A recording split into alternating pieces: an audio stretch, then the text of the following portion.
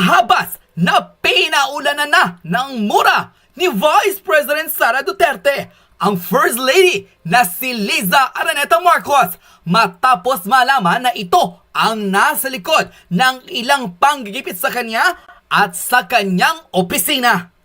Panoorin ang full video. Ginigit-git nyo yung mga tao ko dyan sa envelope na yan. Liza Marcos, naalala mo? Nagpadala ka sa akin ng video? Sinabihan mo ako saan kukunin ang pera. Pinakita mo ang muka ng tao doon sa video message mo. Hi, Nikki.